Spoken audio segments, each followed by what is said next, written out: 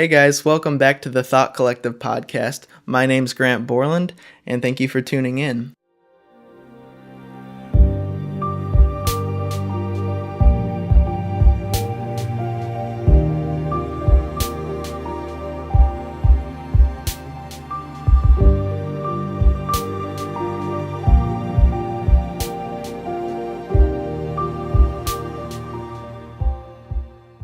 Episode 2 already. That's cool. I didn't expect to jump into another podcast so soon.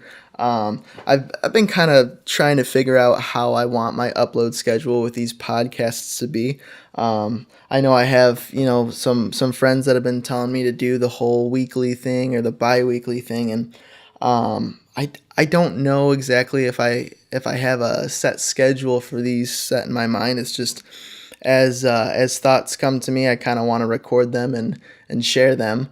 But shortly after releasing episode 1 of this podcast, I was thinking a bit about my feelings of sharing a podcast. I mean, it's something that's new to me, and there's a lot of things that kind of go on behind the scenes, a lot of overthinking. It kind of pushes me outside of my comfort zone, but I kind of had a realization about starting something new, and I started just jotting down my thoughts into my notepad on my phone, and I thought it would be good to kind of go back to those points and talk more about it. I kind of wrote just a short paragraph down in my phone notes, and I figured I could kind of read that and then trail off from there. I don't really want my podcasts to be scripted by any means, so I kind of give myself just the general idea of what I was talking about, and then I can kind of branch off from there and just talk about how this specific thought can relate to a lot of things, whether that be, writing music or something as simple as starting a podcast. But basically, what I had wrote down, I had been thinking about the first episode I had recorded and how it was a little nerve-wracking to release that, because I had this sense of, I was a fraud, or there's people that, are ahead of me in the industry that are going to look at this, listen to this, and think that, this guy has no idea what he's talking about, or whatever. And, I kind of had this revelation recently that it's not so much about being a fraud or anything. I think imposter syndrome is kind of a normal thing when you're working at something new. I think what's really important is leaving fragments of information behind it as you go on. I think sharing a podcast like this is a good exercise for me to put my thoughts out there about, working my way into the music industry. And I feel like maybe, 2 or 3 years down the road, I could look back at this, or, someone who's new to composing music could look back at this and, really be helped out, because, maybe some of the thoughts that they're going through are the thoughts that I'm currently going through. I had a thought today kind of about that.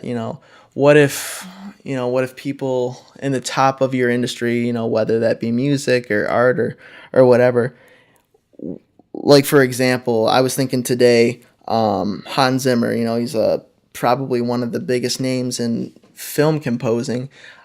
I thought it would be really cool if I could listen to a podcast of him talking about his thoughts and feelings about getting into the music industry back when he was first starting out. You hear people talk, or you listen to interviews of, really successful people talk about, their journey to success, but, they talk about it in a reflective kind of manner, rather than like you having the audio or the video of them talking about it while it's like really, really relevant, while they're like living that out. And I thought, if I'm documenting kind of my thoughts and feelings while I'm still relatively new into this industry, it could really, really be helpful down the road for someone else, as well as, myself. I always like reflecting and, looking back at things like this and, thinking, oh, how could I have done that better?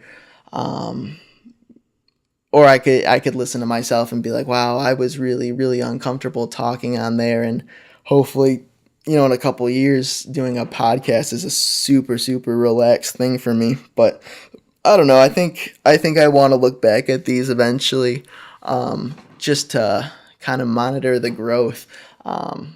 This is the first time I've ever done anything like this, like a podcast. So episode 2 is still pretty fresh.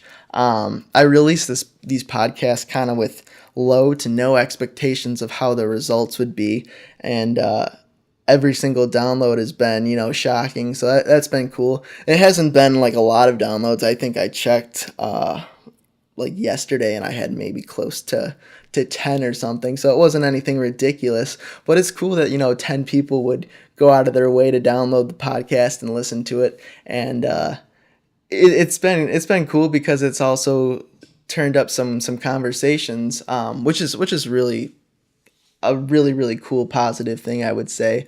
That's kind of what I wanted too, is if I'm putting out topics or thoughts that I have, I really would like to talk to friends and people about those things and how they might be in the same boat as I am, or I don't know, maybe it'll open someone's eyes to something or some kind of different thought perspective.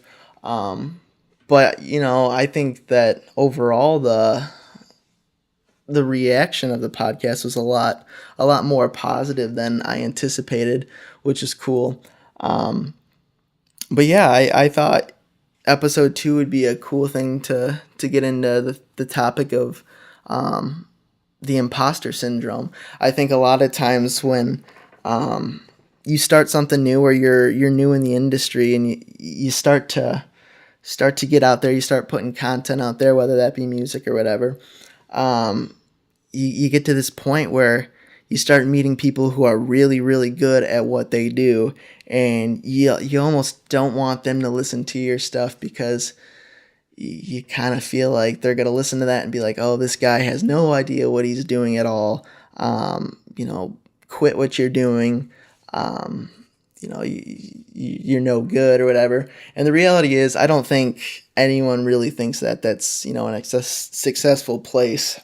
If they do, I think that's kind of messed up. But most of the time, most people I've talked to that are well into the industry are actually pretty down to earth people that look out, or that'll give you really, really genuine advice. At least in the industry, or the section of the industry I'm in.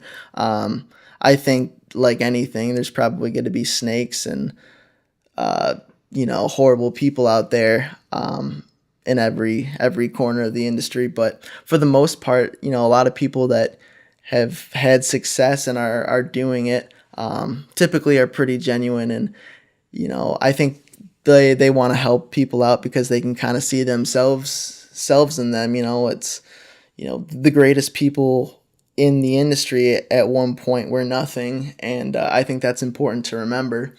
But yeah, I don't know.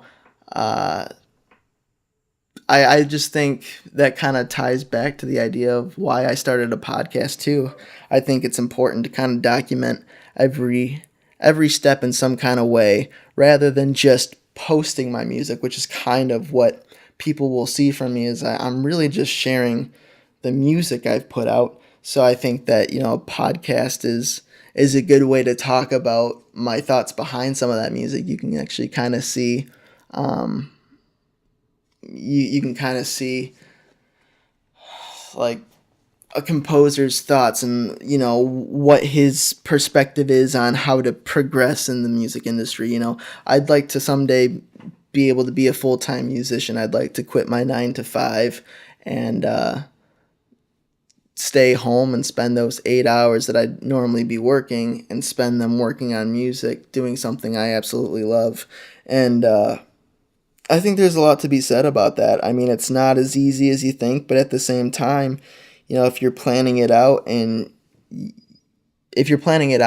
odds are you're going to kind of have a realistic grasp of what's going to work and what's not. And so I think this is just a good idea to put stuff out like this, to kind of, I don't know, I think it'll not only help people out down the road, but it might help me reach out to certain people that could help me along or bring me value, as well as, hopefully something like this would bring someone else value as well. So I don't know.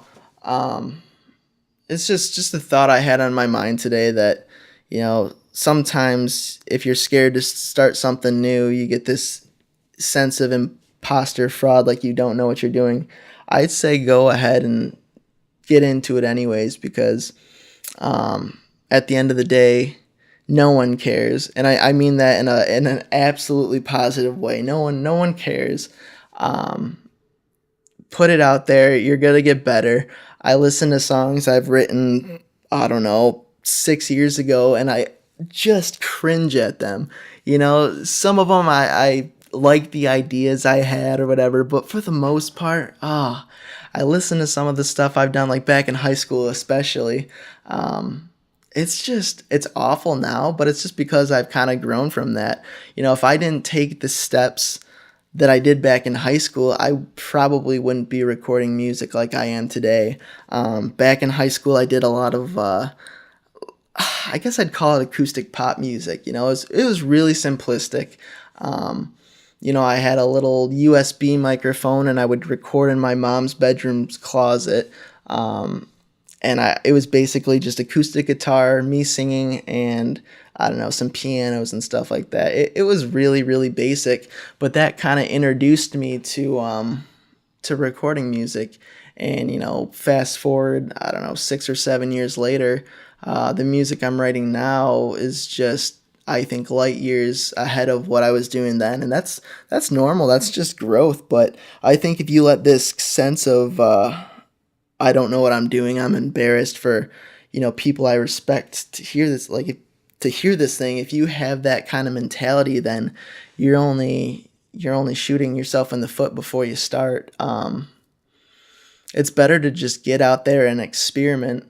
Because believe me, your first song's not going to be your best, and everything you do from then on out is most likely going to be better.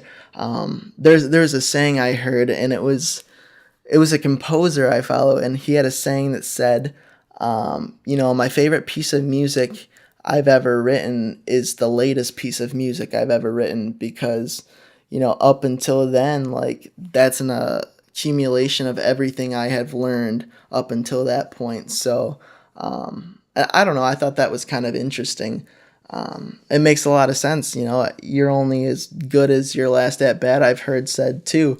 I don't know. I think it's important to just get out there and try, because you're going to get better at what you do, and all the while you're leaving fragments of information behind for someone else. Someone who's starting out looks up to you. They look back at what you did 6 years ago. Yeah, it might be embarrassing to you, but to them, it can give them all the confidence in the world to be like, okay, like, I'm not good now, but they weren't good then. Maybe I can keep pushing on, and maybe I'll get to the level I want to be at someday. So I don't know. I thought that was kind of interesting. But yeah, I don't know. This might be a shorter podcast. This was just something I had on my mind today, and I wanted to talk about it a bit. Again, thank you guys for listening. I think it's amazing that I've had, 10 downloads already on this. Might seem like a small number in the grand scheme of things. That it is. 10 people's not a lot, but going into this, I had very, very little expectations of, who would listen to this. I knew, like, I don't know, like, my close friends and my girlfriend would probably listen to it.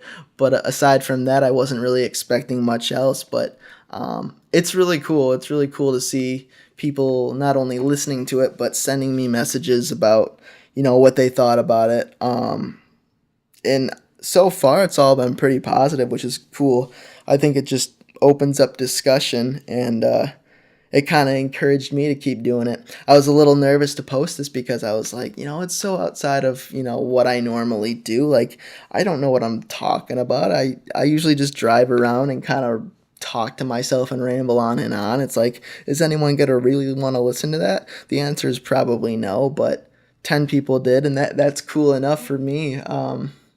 So I don't know, it kind of encouraged me to keep on putting stuff out there. So at this point, I really don't know if I'm going to have a consistent schedule yet. I'll kind of post as things go along, but at the same time, I don't want to go 3-4 months without posting anything. I won't be like that. But if it's something like every other week or once a month or whatever, that's cool with me too. I think I'm just gonna kind of feel it out right now. I mean, this podcast is so young.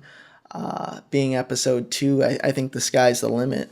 So I think it's one of those things that as time goes on, a consistent schedule might fall into place, as well as this podcast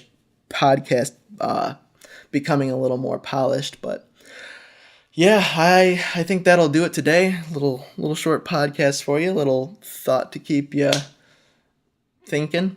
But yeah, thank you guys for listening, and I will talk to you next time.